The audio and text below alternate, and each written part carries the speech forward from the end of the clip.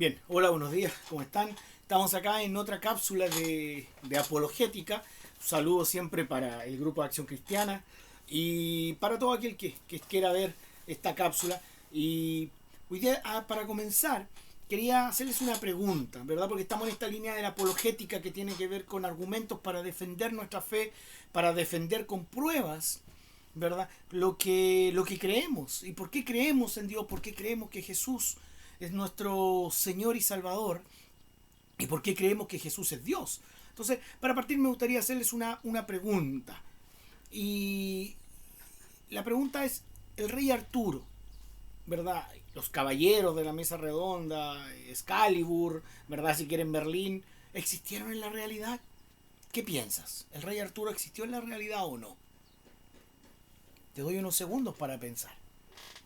Bien, si respondiste que no, tu respuesta es acertada. Si respondiste que sí, tu respuesta es errónea. ¿Por qué? Porque el rey Arturo, muchas personas creen que el rey Arturo existió en la realidad.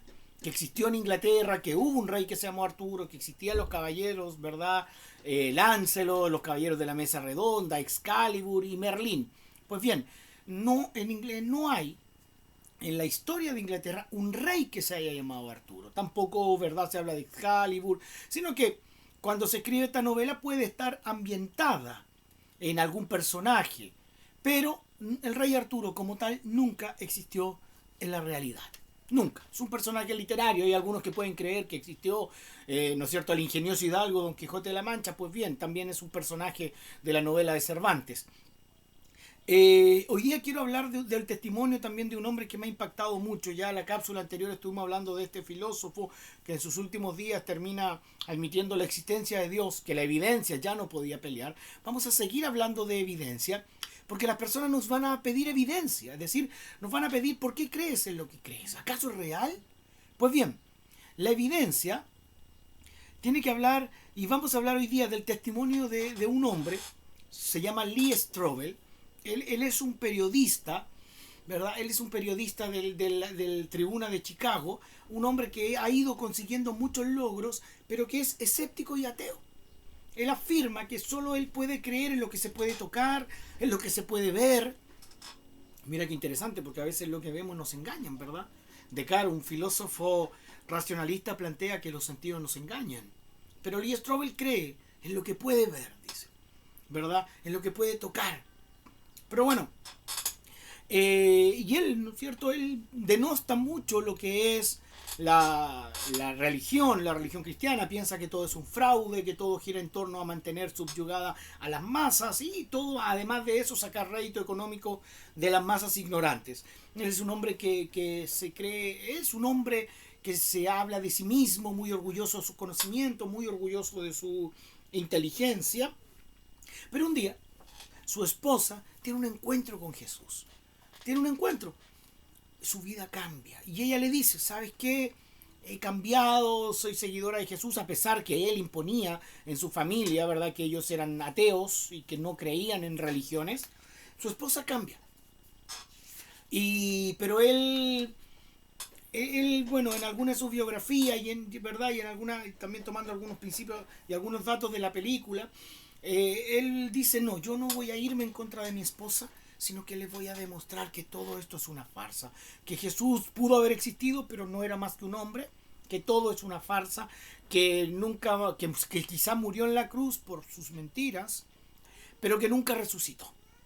Así que él empieza, ¿verdad?, en una travesía en busca de datos históricos y de arqueología bíblica. Mira qué interesante, la arqueología bíblica es algo muy interesante. ¿Por qué? Porque hay algo que Strobel no sabe. Lo que no sabe Strobel es que Jesús es real, que Jesús existió, ¿verdad? Que fue un hombre que se encarnó, Dios se encarna en un hombre de carne y hueso, que José es real, que María es real, que el lugar donde nace Jesús es real, que las personas con las cuales convivieron Jesús fueron reales, que sus discípulos fueron reales, que la muerte en la cruz de Jesús, que el tormento de Jesús antes, ¿verdad?, que el Calvario fue real, que la cruz misma, esa cruz de madera, fue real, donde Jesús fue crucificado. Que cuando bajan su cuerpo, lo entierran en una tumba real.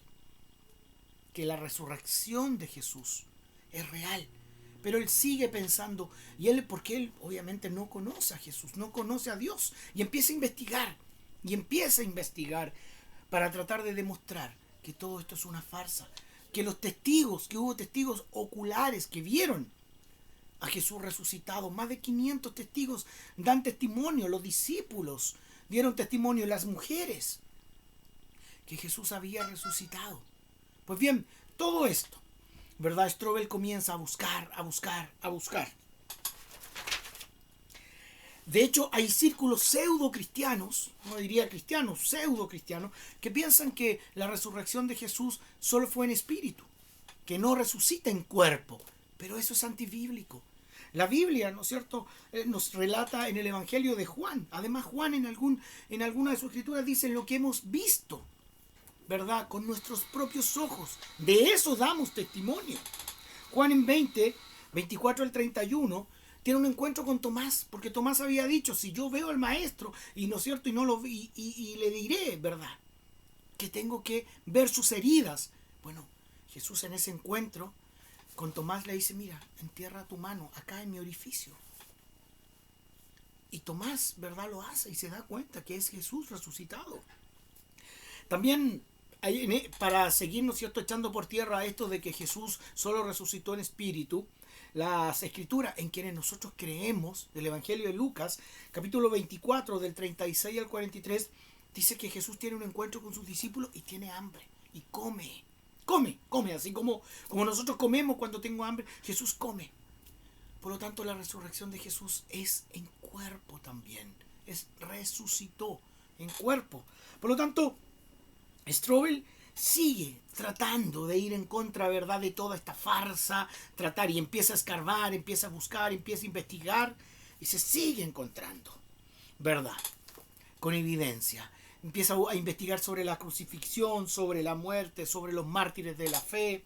Pero al final de toda esta travesía que Dios permitió, Strobel, ¿verdad?, tuvo que rendirse ante la evidencia de que Jesús es real. Tan real que Jesús divide la historia en dos. Si Jesús no fuera real, si Jesús no fuera el hombre más importante en la historia, sabemos que es Dios, pero miremoslo como hombre, si Jesús no fuera el hombre más importante en la historia, no habría dividido la historia en dos, antes y después que Jesús. Strobel ya no puede más, tiene que reconocer, ¿verdad?, que Jesús es real, que murió y que resucitó. Además, había algo muy importante para Strobel, más allá también de la evidencia arqueológica que él se encontraba. Veía los cambios en su esposa. Su esposa había sido transformada en este encuentro por Cristo. Su corazón había comenzado a cambiar. Había nacido una nueva criatura, una nueva creación. Había empezado un proceso, ¿verdad? Como dice Filipenses 1:6, estando persuadidos de esto, que el que inició la buena obra la va a perfeccionar en nosotros hasta el día que Jesús vuelva. Por lo tanto, llega un día en que Strobel ya se tiene que rendir a la evidencia. Tiene que rendirse, ya no puede. Y aquí, una vez más, quiero aplaudir la humildad de Strobel, porque podría haber, hasta el final, haber dicho, no, esto no es real, esto no. ¿Cuántas personas tienen un encuentro con Jesús y siguen negándolo? ¿Cuántas personas han visto milagros en su vida y lo siguen negando? ¿Cuántas personas ven cómo las personas a su alrededor son cambiadas por el amor de Jesús y siguen negando, siguen pensando que es el azar, siguen pensando que no es Dios? Pero Strobel tiene una actitud de humildad y él dice que ya no puede negar la evidencia, ¿verdad? Así como C.S. Lewis no puede negar la evidencia con la cual se ha encontrado y admite que Jesús es real, que Jesús es Dios y que Jesús resucitó de entre los muertos para darnos una vida abundante. Por lo tanto, Strobel se convierte al cristianismo, ¿verdad? Y ahora, al contrario, comienza una cruzada apologética y se transforma hoy día en uno de los autores cristianos, ¿verdad?, que más libros ha escrito y que más ha vendido, que mucha gente lo lee. Libros como El caso de Cristo, El caso de la fe. O hay uno que me gusta mucho para aquellos que les gusta el evangelismo. ¿Cómo piensan los incrédulos? ¿Cómo piensan los no creyentes? Es un interesante, porque él dice cómo pensaba yo antes de no creer en Dios. Por lo tanto, un hombre que buscó evidencia, la halló, y su vida fue transformada. El rey Arturo es un personaje de una novela. Jesús es real. Cada vez que oramos, Jesús está con nosotros. La Biblia no tiene errores. Por lo tanto, Strobel, ¿verdad? Le pasa esto. Viene este encuentro que dice Ezequiel 11, que sacará el corazón de piedra y nos dará un corazón y un espíritu nuevo. Un espíritu y un corazón nuevo. Que esa sea nuestra oración.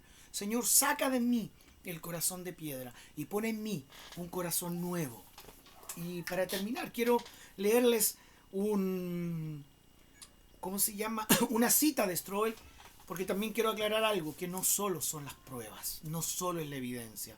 Strobel dice tener una relación con Jesucristo va más allá del conocer los hechos históricos acerca de Él, pero está arraigada en los hechos históricos acerca de Él. Creo en Jesús sobre la base de la evidencia histórica, pero mi relación con Jesús va más allá de la evidencia. Tengo que poner mi confianza en Él y caminar con Él día tras día.